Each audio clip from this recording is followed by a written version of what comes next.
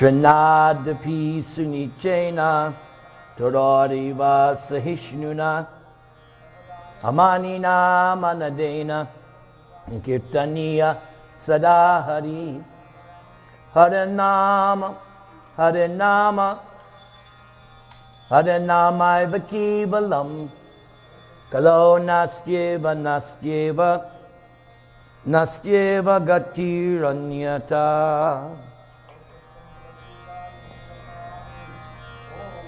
Jaya Sri Krishna Chaitanya Prabhu Nityananda Sri Advaita Gadadhara Sri Vasadi Gaur Bhakta Vrinda Hare Krishna Krishna Krishna Hare Hare Hare Rama Rama Rama Hare Hare Om Namo Bhagavate Vasudevaya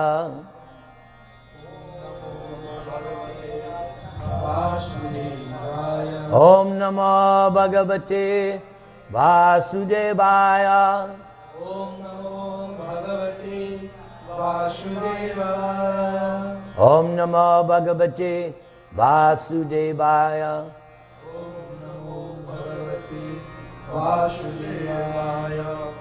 This is a monthly class I do here at Radharaman Vedic Temple on the Srimad Bhagavatam. We started with the very first verse, which was a definition by Vyasadeva of the Parang Satyam, the absolute truth. Currently, we are on the second chapter of the first canto. And tonight's verse is the definition of the absolute truth given by Suta Goswami. The scene of the Bhagavatam begins with the sages of Naimisharanya after the battle of Kurukshetra, after Krishna has left this planet 5,000 years ago. The sages of Naimisharanya have begun a sacrifice which is to last 1,000 years. And their purpose is to benedict the people who would take birth in Kali Yuga. They selected as their leader Shaunaka Rishi, who was the eldest of the sages.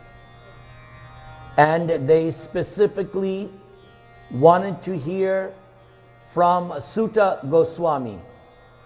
They wanted to hear what he heard from the first recitation of Bhagavatam by Shukadeva Goswami to Maharaj Parikshit, because Suta Goswami was in attendance and Shukadeva Goswami predicted that Suta Goswami would recite the same subject matter to the sages of Naimisharanya. Since Shukadeva Goswami is a liberated soul, he realized the absolute truth within the womb of his mother. He stayed in the womb 12, 16 years, depending on your point of reference. And so the sages of Naimisharanya in the beginning asked Suta Goswami 6 questions, and he has begun answering them in this chapter with verse number 6. Now we come to the 11th verse of this chapter, and Suta Goswami will now give us one definition of the absolute truth. Vadanti tat tattva vidas tattvang yajnanam advayam brahmeti paramatmeti bhagavan iti shabdyate. So the first word, vadanti. Sutta Goswami does not say, in my opinion. Vadanti, they say. Who is that they that he's referring to? Tattva Vidas. Sutta Goswami says that from those who have actually realized the absolute truth, they say. That is proper. Even Arjuna in the Bhagavad Gita, when he accepts Krishna as God, Parang Brahma, Parang Dhamma, Pavitram, he says, not only do I accept you as God, but Vyasadev, Asita, Devala, other great authorities besides me, they also confirm this truth, Krishna, that you are the supreme God of all gods. So in the same way, Sutta Goswami says, those who have actually realized the absolute truth, because there are different levels of transcendentalists. One class of transcendentalists is aspiring to understand the absolute truth. One class of transcendentalists is actually on the path. And then the third class, they have actually realized the absolute truth. So Sutta Goswami says, Vadanti tat vidas. Those who have already realized it, they say, Tattvam yajnanam advayam. It is one substance, one truth. Not dual. It's one. No duality. Advayam. Here in this material world, we come in contact with so much duality. One day it's too hot, then next day it's cold. We find good, we find evil. We find so much duality. But the absolute truth, Advayam, one. It's knowledge that is one. But here's the amazing thing. This one absolute truth, one substance, is understood in three levels. Brahman, Paramatma, Bhagavan. It's one, but perceived as three distinct features depending on your ability to perceive it. There is a very nice example. You're riding on a train and you're approaching a mountain. And from a distance, the mountain just looks like one thing. But as the train approaches more, then you start to see that there's not just one mountain, but there are trees and there are villages. So you see more detail.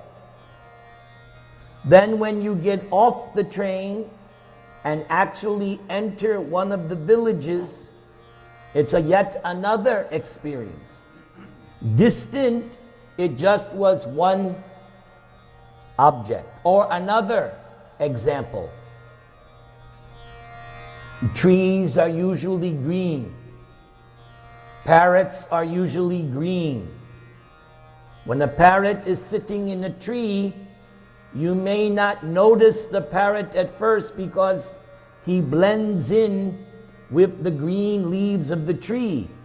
But when you look closer, you can discern, oh, there's a parrot. So it depends on your ability to perceive.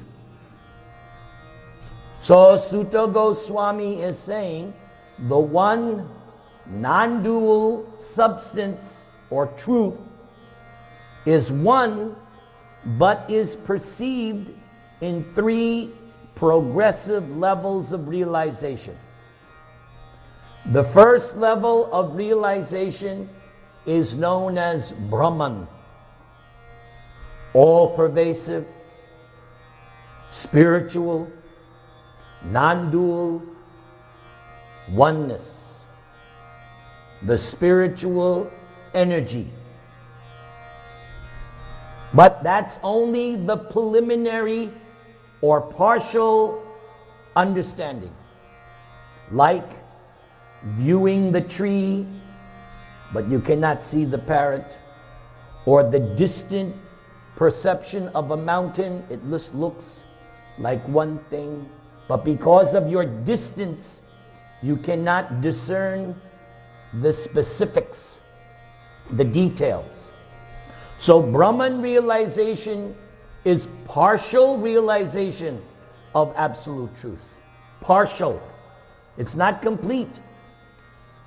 Complete has to include all three features. Prabhupada gives in one place, Brahman realization is smoky realization. Sometimes you see smoke, but until you get close, oh, there's a fire. Where there's smoke, there's fire, but from a distance, you may not see the flames. When you get close to the fire, now I can see the flames. So Brahman realization is partial, incomplete realization of absolute truth, because it's distant. Now, if you are able to go further, you can realize the next feature, Paramatma.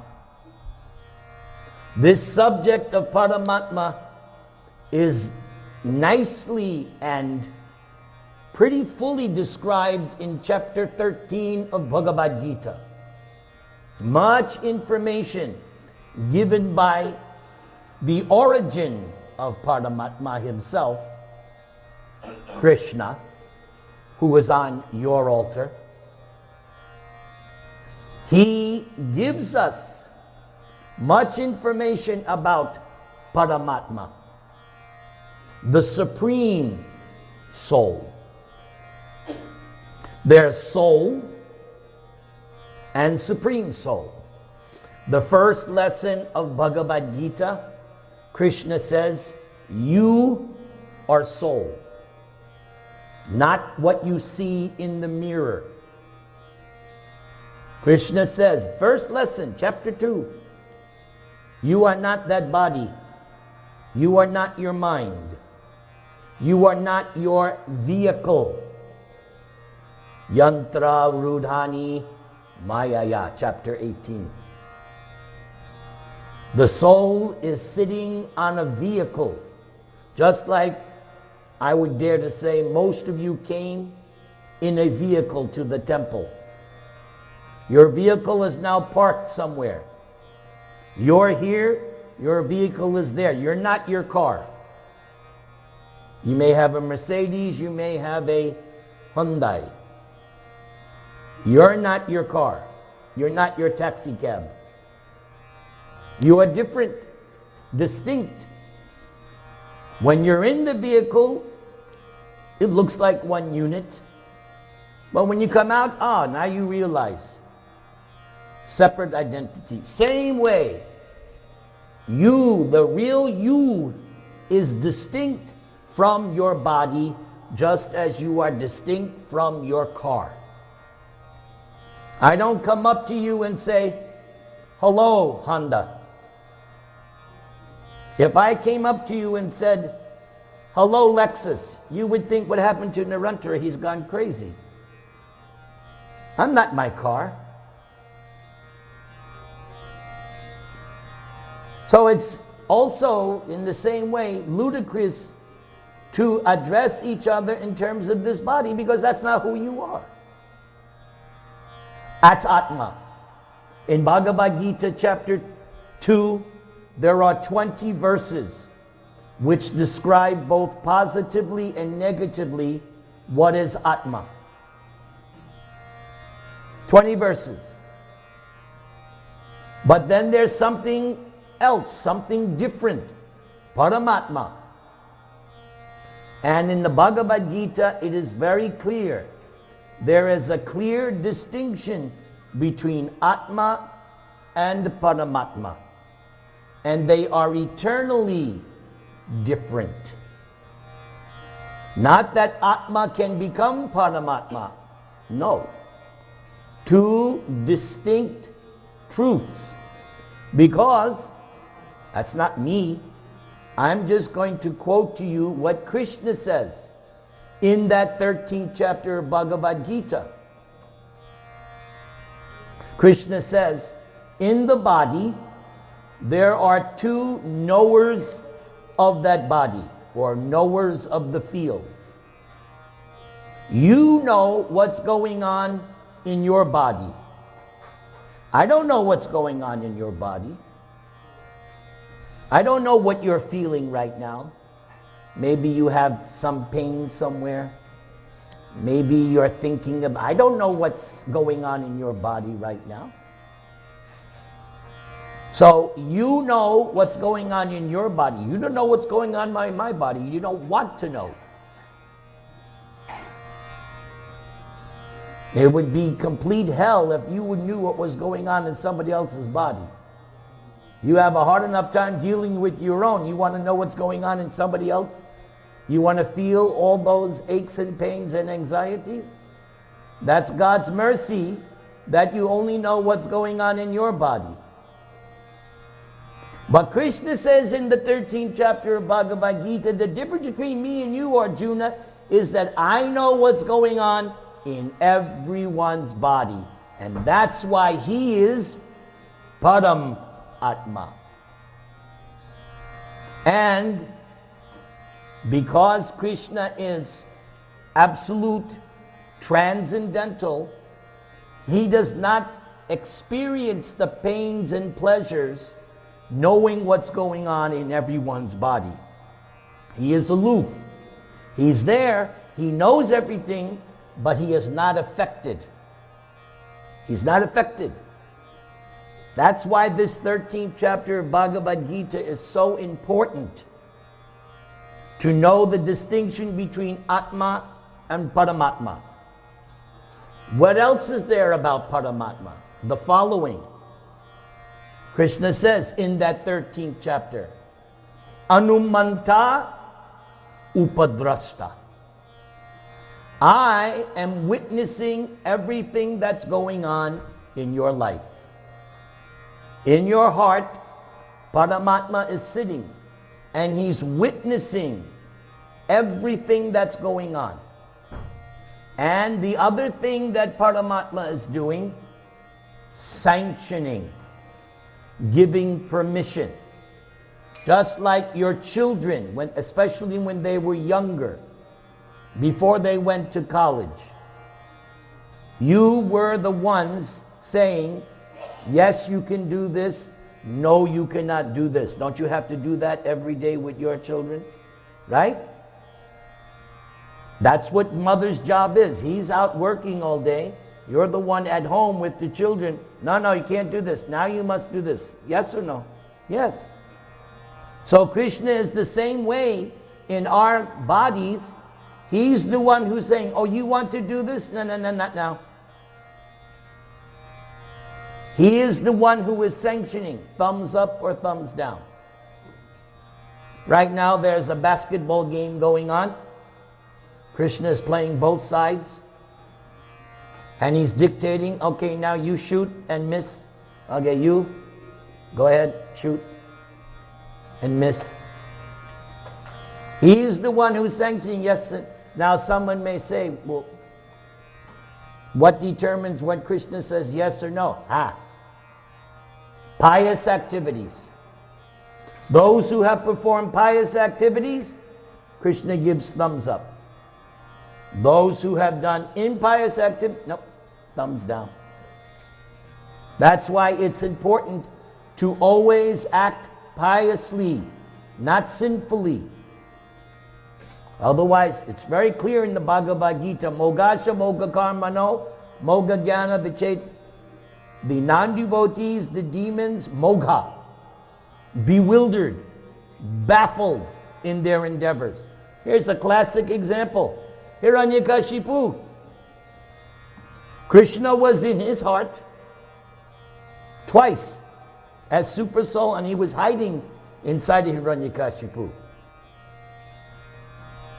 Hiranyakashipu thought he was invincible. He had so many plans for his son, but in the end, what happened? Here's the picture. Thumbs down. That picture is telling you God is the ultimate sanctioner. Hiranyakashipu, time is up. Just like that basketball game. It only goes 48 minutes. Time up. There it is. Time is up for Hiranyakashipu. Look what happened. Yes. So he's sanctioning. Now also in Bhagavad Gita, in chapter 15, there's more about Krishna in the heart. One of my favorite verses. Sarvasya chaham hridhi sanivishta. Krishna says, right, again, there's 5 references in Bhagavad Gita where Krishna says, I'm in the heart. 5. Here's a big one. Sarvasya chaham hridhi sanivishta. Krishna says, I, aham, hridhi sani, situated in the heart. There you go. Now you know more than 99% of all the other religions in the world because they don't have this knowledge. But we have that in Bhagavad Gita. I was raised Catholic, Christian. This is not taught in Bible. But you believe me or not, when I was 5 years old, I knew God was in my heart. That's not taught in Catholic school religion. But I knew it. When I came to Bhagavad Gita and Srila Prabhupada, then it was confirmed. Oh, what I knew since age of 5, here it is. What does that tell me? In my last life, I must have been Hindu. Has to be. What other conclusion can it be? Am I right or wrong? That can only be the conclusion. I was not taught this, but I knew. Then when I came in touch with Bhagavad Gita at the age of 23, that's where I knew, this is the real thing. Look at this. I'm being confirmed. God is in my heart. So, matak smitir jnanam apohanam. What else is Paramatma Super Soul doing? Besides witnessing and sanctioning, he's also in charge of 3 other things. Giving you understanding, causing you to forget, and causing you to remember. 3 things he's doing to everybody.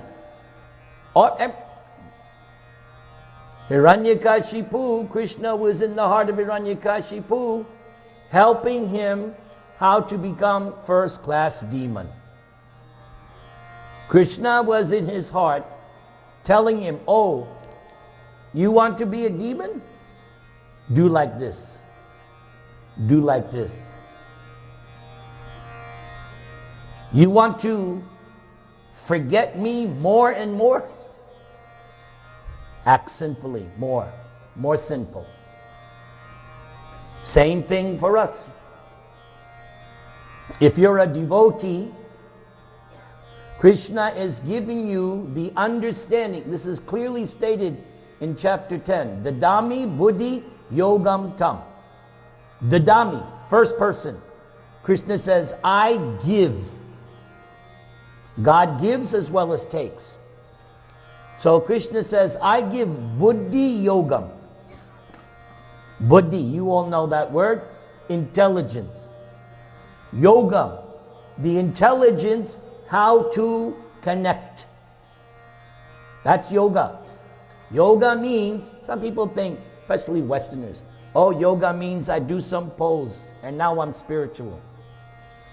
No, yoga means the process by which you connect with God. That's yoga. Not hot yoga, cold yoga. It's not yoga. Yoga means a process by which you connect with God. Just like you have a cell phone. You have to get a carrier. Then you have to make a connection or internet. You have to be connected. Yoga means to connect. Connect to God. That's yoga. There are different, just like in the cell phone, there are different plans, ATT, Sprint, right? You have different plans. There are different kinds of yoga. Hatha yoga, Jnana yoga, Raja yoga. But now in Kali Yuga we have a new yoga, Bhoga yoga. Very popular. I'm going to have my own yoga, Prasad yoga. Just eat prasad. I'll become filthy rich. I'll become so funny. Oh, Prabhu Narantara, he's the best. No rules. Forget regular, no four regular, just eat. Bhoga yoga. I'll have a new name. Bhoga Yoga Anand Maharaj. I'll wear a big turban, grow a big beard. I'll be on the cover of Hindustani Times. But then they will say, he's not Hindu. See, Bell confirmed. Thank you. Yoga means to connect. Buddhi yogam. Dadami, Krishna says, I give you the knowledge, the intelligence, how to connect with me. Now, what someone may say, okay, you said Narantara, Krishna causes knowledge, remembrance, and forgetfulness. Why is Krishna causing me to forget? Yes, he's helping you to forget your sinful desires. Do you want to remember? Because you have a whole stockpile of sinful desires. Krishna is helping you to forget them. And he's also helping you to remember the good ones, which is why you came here tonight. Your presence here means you have got Krishna's Ashirvad. Just by coming here, you have already been blessed. Because if you were not blessed by Krishna, you would be home watching the stupid basketball game, or cricket game, or whatever, watching Bollywood. But no, you were blessed by Krishna, and therefore Krishna said, go to temple. You have already been blessed.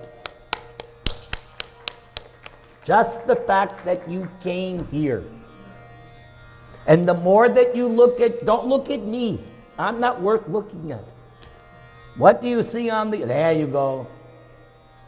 The more you look at Krishna, more Ashirvad, more and more and more. Because Prabhupada writes, someone who is sinful cannot look at the deity too long. They get distracted. They get fidgety. They look at... No, it's a fact. They're uncomfortable being in the temple. But those who are pious, they can spend time looking at the temple, the altar. Everybody chant the Maha Mantra, please.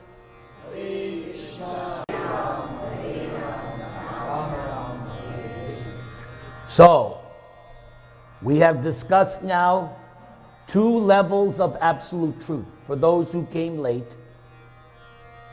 it's all right.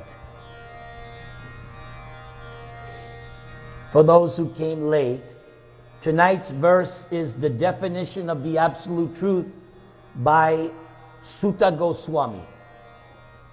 And he says that it is non-dual truth, non-dual substance, one, but is understood according to 3 levels of perception. The first level of perception was the all-pervasive Brahman, spiritual energy, oneness. We just got finished discussing the second level, Param Atma, God within everyone's heart. And he does different functions, which we already discussed. Now we come to the third, final, ultimate perception of the absolute truth. As I said earlier, Brahman realization is partial realization of the absolute truth, and so is Paramatma. That's also partial realization of the absolute truth. Because remember, it's one item perceived depending on your ability to penetrate or understand. So now we come to the ultimate feature of the absolute. And what was the word used? Bhagavan. That is the ultimate feature of the absolute truth. Bhagavan. Van means possessor of. Just like Indra is known as Megha Van, the possessor of clouds, yes? We always remember that when we celebrate Govardhan Puja, because Indra called Sangvartaka, the clouds of destruction. The clouds are under his control. In the Bhagavad Gita, there is this phrase, Jnanavan, possessor of knowledge. So here we have this word, Bhagavan, possessor of opulence. Bhaga. And the father of Vyasadeva. Vyasadeva's father is Parashara Muni. Vyasadeva's mother is Satyavati. So Parashara was a great sage, and he gives a nice definition of Bhagavan. Very nice. So what is that verse?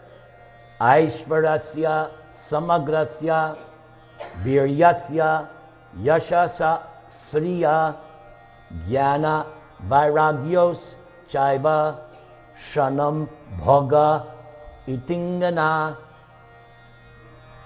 Sanskrit shlokas are very nice.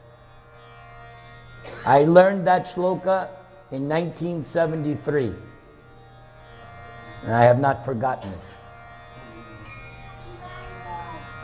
When I found that shloka, I said, I want to know this shloka. It was one of the first things I learned in Prabhupada's books.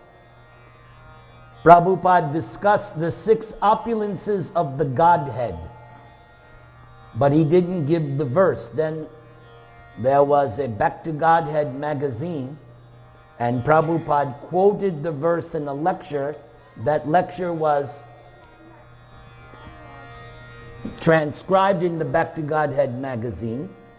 And I said, oh, now I have the shloka. So I immediately memorized it. 1973. What did I just get finished saying? From me comes knowledge, remembrance. The ability for me to remember is not my ability. The ability is a gift from Krishna. It's a gift. If I take credit, oh, I remember because I'm so great, what will Krishna immediately do? That's right. He'll take it away. I've had so much experience. As soon as I get puffed up, what does Krishna do? He takes away.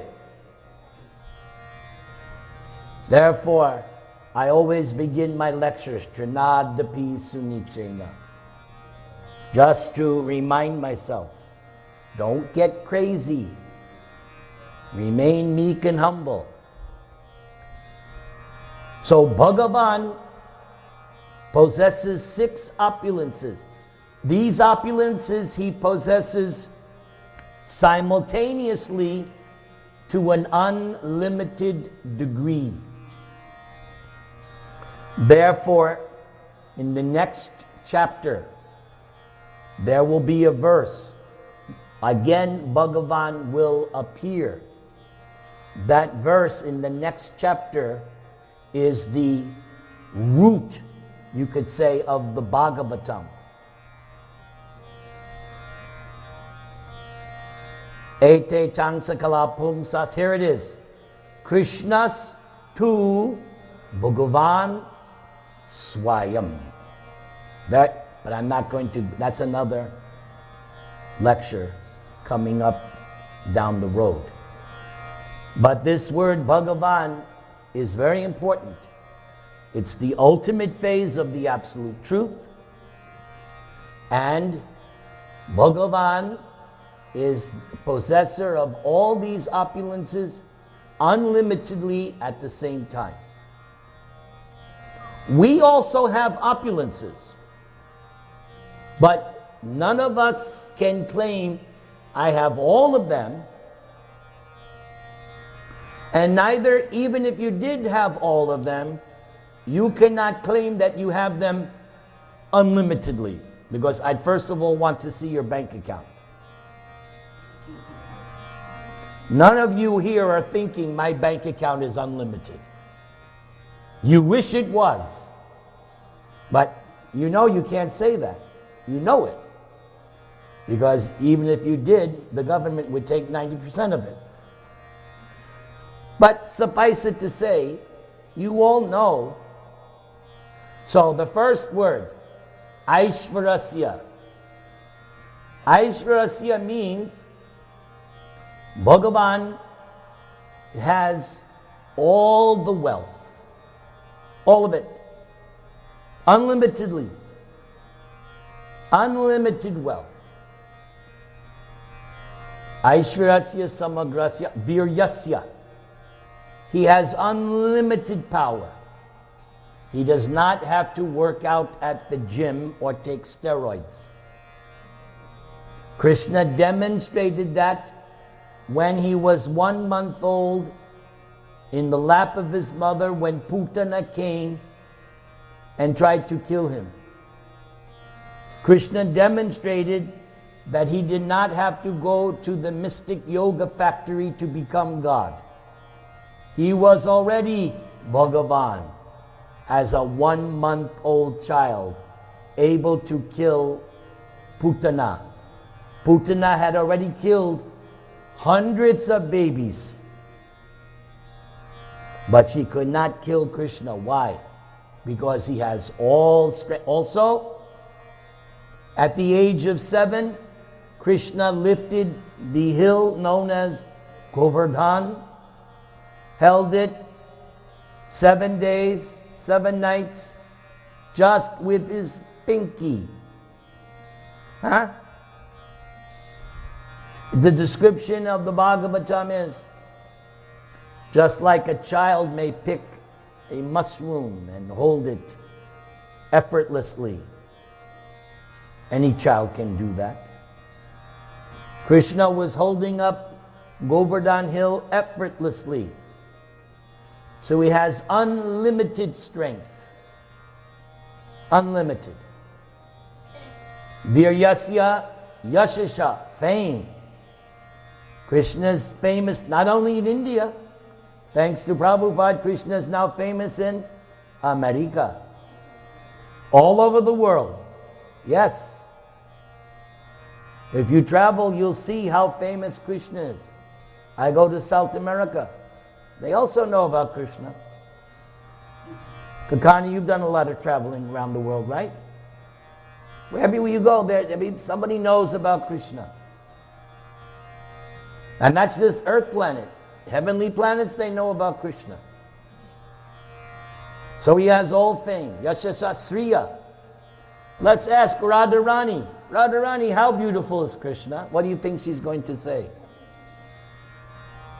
Radharani is going to say that Krishna is so beautiful that no other man can attract her.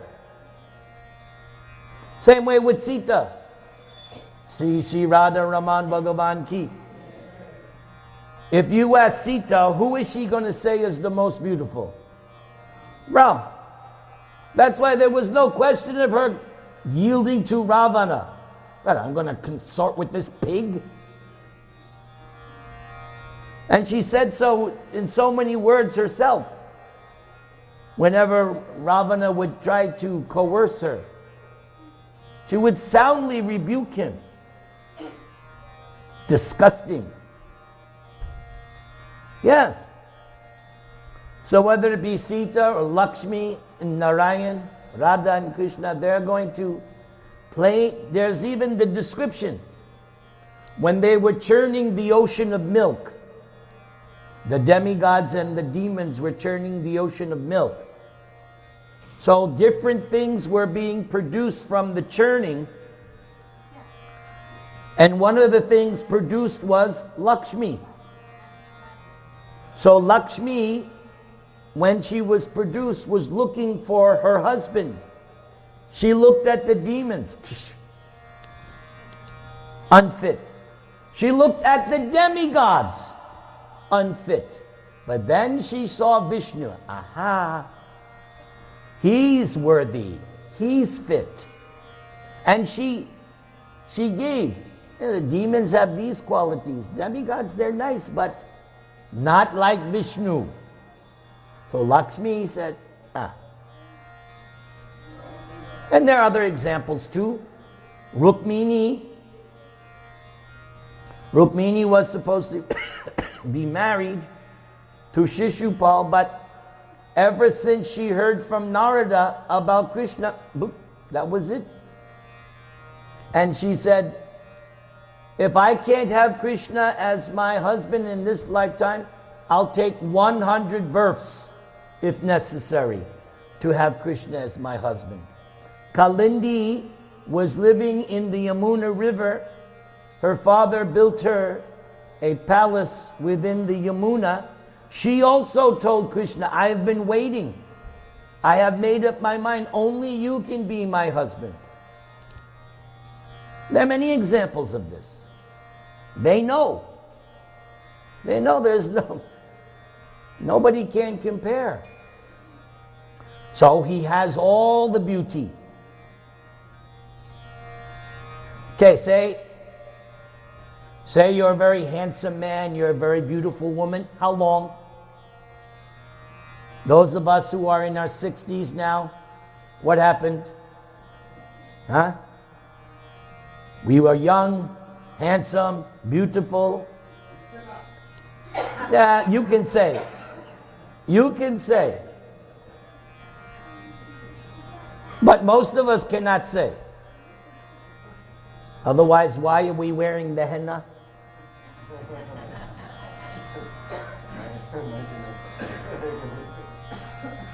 But Krishna, on the battle of Kurukshetra, Krishna was 125 years old.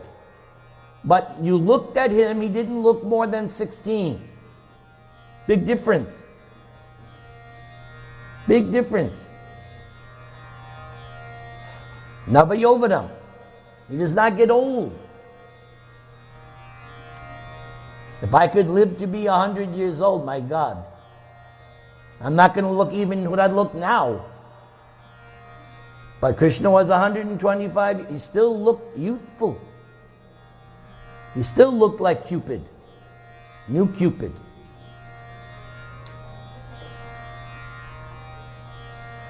Shriya. So he has unlimited beauty. Krishna is known, one of his names, Madana Mohan.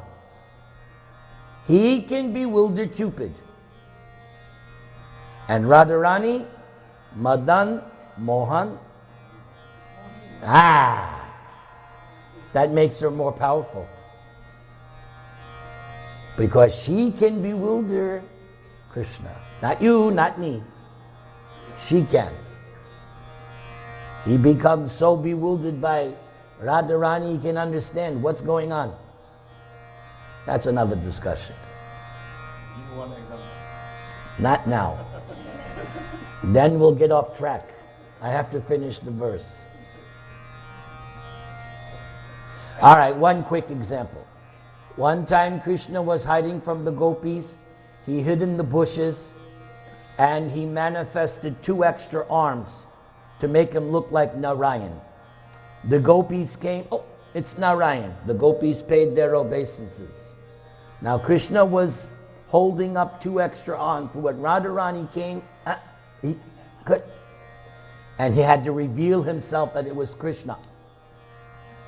That's the power of Radharani.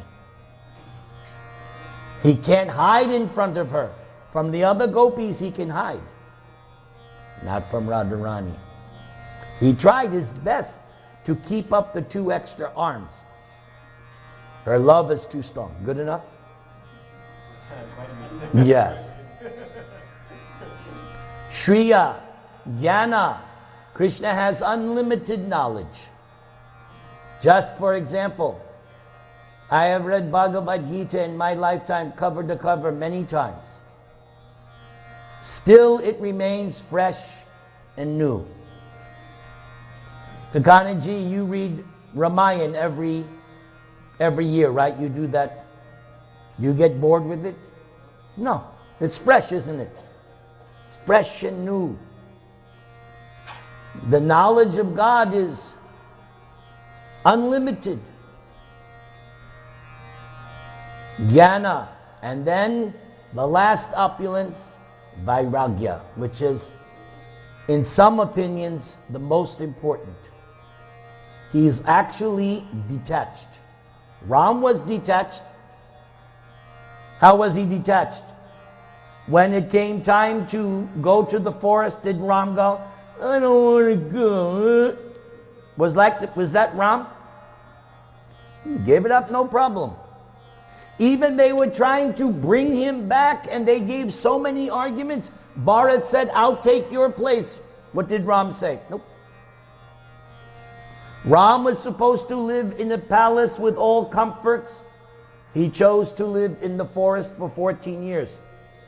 I did not read in the Ramayana any incident where Ram was saying, why am I in this damn forest? Did you ever read that in Ramayana? No. In fact, he was very happy in the forest, Chitrakoot. Very happy. Very pleasant.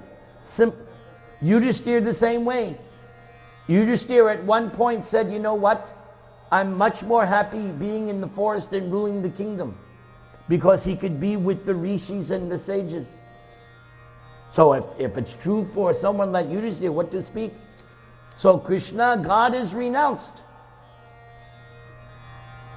Guest example? Yeah, I know you want an example. Rasa dance. The gopis are described as the most beautiful women in the whole universe. What did Krishna do the night of the Rasa dance? Left the gopis. Bye-bye. Just like that. He's detached. He's even detached from Radharani. Because when he left the Rasa dance, who was the one pulling him? Radharani. Radharani was feeling, I'm not getting special attention. So she left. Krishna followed. All the other gopis, Krishna abandoned. But then when Radharani said, oh Krishna, I'm too tired, please carry me. Krishna said, get on my shoulder. She tried to get on his shoulder, disappear, bye-bye, detached. That's Krishna.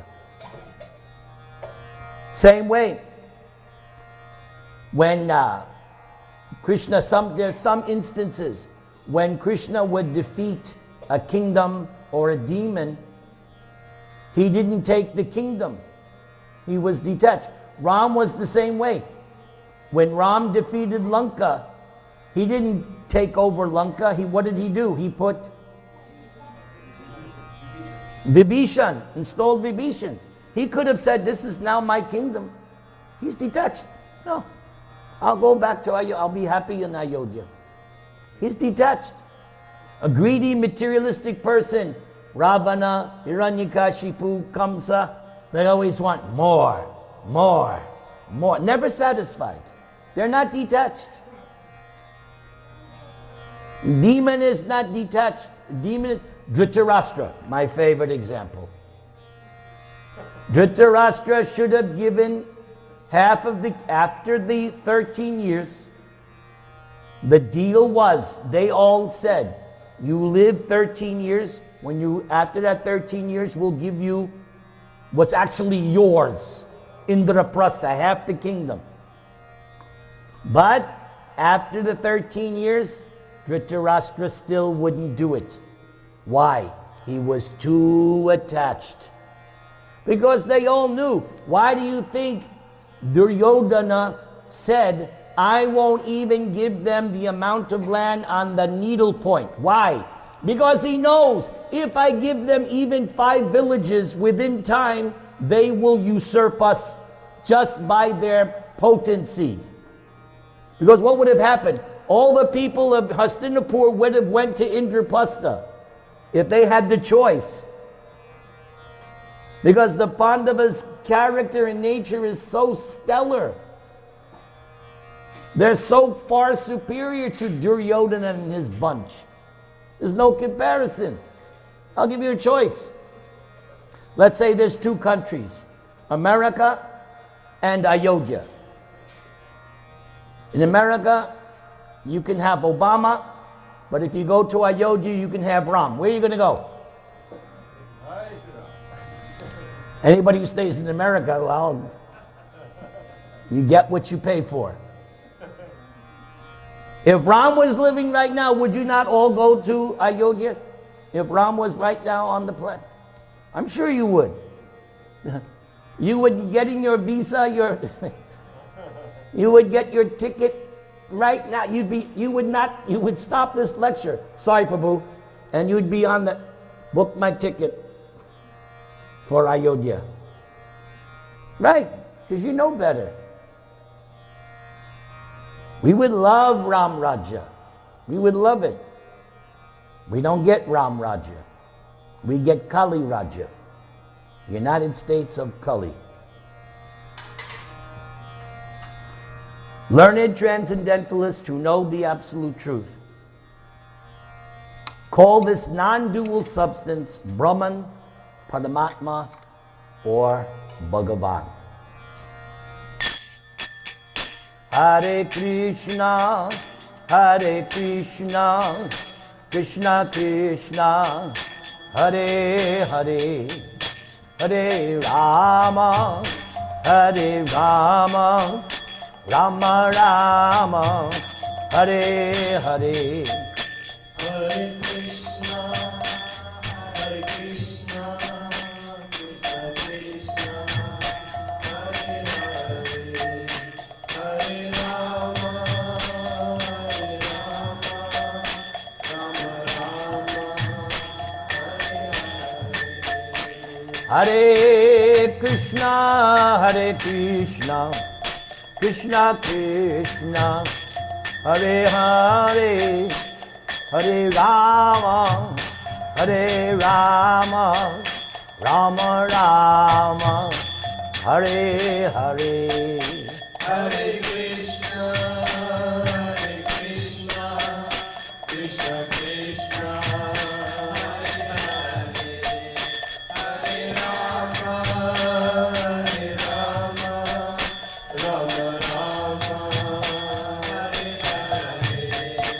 Hare Krishna, Krishna Krishna, Hare Hare, Hare Rama, Rama Rama, Hare Hare.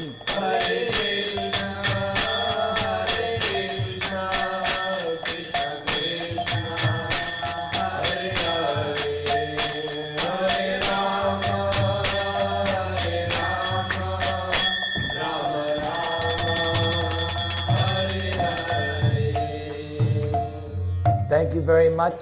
It's been an honor and a privilege. I'll see you next month. Hare Krishna.